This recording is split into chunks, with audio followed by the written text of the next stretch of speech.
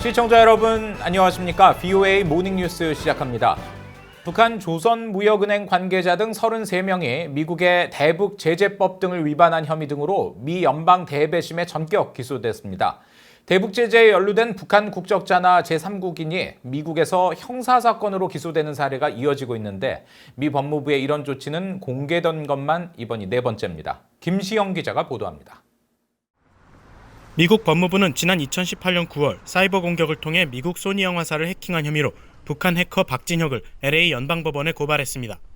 당시 법무부가 연방법원에 제출한 170쪽이 넘는 기소장에는 박 씨가 해킹 공격을 감행할 당시 이용한 약 100개의 이메일 계정과 악성 코드 유포 정황 등이 상세히 담겨 있었습니다. 또 박 씨가 북한 정부의 대리 회사에서 근무한 컴퓨터 프로그래머였고 역사상 가장 큰 피해를 남긴 컴퓨터 해킹 공격에 책임이 있다는 점이 강조됐습니다. 당시 사건을 담당한 검사는 법무부의 조사 결과는 북한 정권의 책임을 명확히 보여준다고 지적했습니다. Despite their attempts to cover their tracks, and despite the North Korean government's claims that it was not involved in these crimes, the 172-page affidavit details evidence that clearly demonstrates that the North Korean subjects, backed by their government, were responsible for these crimes. 미국 법무부는 또 같은 해 10월 북한의 자금 세탁을 도운 혐의로 싱가포르 국적 사업가 탄위뱅에 대해서도 같은 조치를 취했습니다. 북한의 자금 세탁과 통화 위조, 마약 밀매, 북한 고위 관리가 연루된 불법 경제활동 등 거의 모든 대북제재 위반이 기소 내용에 포함됐습니다. 지난해 7월에는 북한에 기반을 둔 조선광선은행과 협력해온 것으로 알려졌던 중국 기업 단둥흥샹 산업개발과 회사 대표 마샤오흥 그리고 고위 간부 3명이 법무부에 의해 기소됐습니다. 법무부는 이들이 제재 대상에 오른 북한 기업을 대신해 돈 세탁 등 불법 금융거래를 하고 이를 은폐하려 한 혐의를 받고 있다며 이들이 미국의 국제긴급 경제권한법과 대량살상무기 확산금지법을 위반했다고 설명한 바 있습니다. 미국 정부는 관련 부처별로 대북 제재와 관련해 공조체제를 구축하면서 적극적 단속에 나서고 있습니다. 특히 재무부의 대북 제재 지정을 토대로 법무부가 수사와 기소를 통해 제재의 실효적 조치를 하고 있다는 겁니다. Broadly think sanctions are very, very effective. So as a broad statement, targeted sanctions are very effective. As it relates to the specifics, we do coordinate with DOJ. 그러나 현재 이들 사건은 관련자들이 미국으로 송환되지 않고 연방법원에 계류 중이어서 실제 처벌이 이루어지기까지는 시일이 더 소요될 것으로 예상됩니다. VOA 뉴스 김시영입니다. 북한 당국이 지식재산권의 중요성을 강조하고 있지만 발명자는 국제사회와 달리 재산권을 행사할 수 없는 것으로 나타났습니다.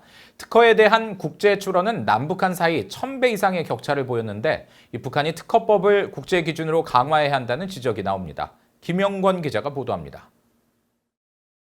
한국특허청사나 한국지식재산연구원과 한국과학기술연구원은 28일 발간한 북한의 산업재산권 관련 보고서에서 북한의 발명자들이 자신의 발명에 대한 재산상의 권리를 행사하지 못하고 있다고 밝혔습니다. 북한 발명공보 수록 내용에 따르면 발명자 개인에게 재산권이 부여되지 않은 발명 출원이 93.7%를 차지했고 나머지 특허 출원의 경우 대부분 외국인들이 보유했다는 겁니다. 보고서는 그러면서 한국의 특허법은 특허권자에게 독점 배타적 권리를 부여하는 데 반해 북한 발명법은 독점적 권리인 특허권과 실시권이 국가에 귀속되는 발명권으로 돼 있다고 지적했습니다. 또 중국 등 다른 사회주의 국가들은 자본주의 경제체제를 도입하면서 특허권만을 부여하고 있지만 북한은 국가에 귀속되는 발명권이 중심이라고 설명했습니다. 이 같은 북한의 특허 관련 법에 대해 미국 특허 변호사인 이상호 한국한동대 교수는 특허의 본질과 큰 괴리가 있다고 지적했습니다. 그러니까 특허는 기본적으로 독점권이기 때문에 그 시장에서 독점권을 준다는 것은 굉장한 의미가 있거든요. 예를 들어서 삼성이랑 개인이 싸운다 하더라도 삼성이 나의 특허를 침해를 하면은 비록 큰 기업이지만 내가 독점권이 있기 때문에 삼성한테 못하게 말할 수 있는 거죠. 내 특허를 침해하지 말라 이렇게 이야기할 수 있는 권리를 주는 거니까 굉장히 큰 인센티브가 되고요. 국제사회는 이런 개인의 특허권을 존중하기 때문에 타인의 특허권을 침해했을 경우 엄격한 징벌적 배상 제도를 시행합니다. 누군가 특허권을 사용하려면 계약을 통해 사용 대가를 특허권자에게 지불하는 게 국제 관례지만 북한은 국가가 발명자에게 일부 보상이나 상장을 주고 이익을 정권이 챙겨가는 것으로 알려져 있습니다. 이 교수는 국제 흐름에 맞지 않는 이런 북한의 제도가 국가 발전에도 부정적인 영향을 미칠 수밖에 없다고 지적했습니다. 그 자신의 발명을 공개함으로써 사회가 계속 발전할 수 있잖아요. 근데 북한 같은 사회에서는 그런 인센티브가 없으니까 사람들이 목숨 걸고 특허를 내려고는 안 하겠죠. 그러니까 사회의 어떤 발전 동력이 많이 떨어지겠죠. 또 보고서에 따르면 북한은 최근 10년간 특허와 상표, 디자인 관련 국제 출원 건수는 매년 10건 미만입니다. 2018년에 5만 6천 건으로 세계 1위를 기록한 미국엔 5,000배, 1만 7천 건으로 세계 5위를 기록한 한국과는 1,700배의 차이를 보인 겁니다. 전문가들은 북한이 국내 특허법을 국제 기준으로 강화하고 최소한 중국이나 베트남처럼 국제사회와의 교류를 통해 전문 인력을 양성하려는 노력이 필요하다고 지적했습니다. BA 뉴스 김영권입니다. 신종 코로나 바이러스의 영향으로 해외 북한 노동자의 송환이 지연되고 있고 북한은 코로나 사태 상황을 악용하고 있다고 유엔 안보리 대북제재위원회 전문가 패널 위원이 밝혔습니다. 대북제재 이행 상황을 조사하는 유엔 안보리 전문가 패널의 다케우치 마이코 위원은 29일 일본 경제산업연구회가 주최한 화상회의에 참석해 북한이 신종 코로나 바이러스 영향으로 국경을 봉쇄하면서 몇몇 나라가 이를 이유로 북한 노동자 송환이 늦어진다고 안보리에 보고했다고 밝혔다고 일본 NHK 방송이 보도했습니다.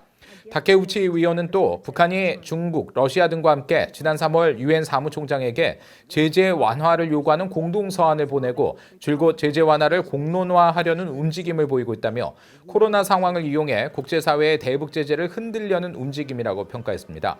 이어 북한의 코로나 바이러스 대응과 관련해서도 주변국이 아무리 노력해도 북한이 감염원으로 남아있으면 바이러스를 영원히 억제할 수 없다면서 북한이 코로나 바이러스 관련 정보를 국제사회에 투명히 공개할 것을 촉구했습니다.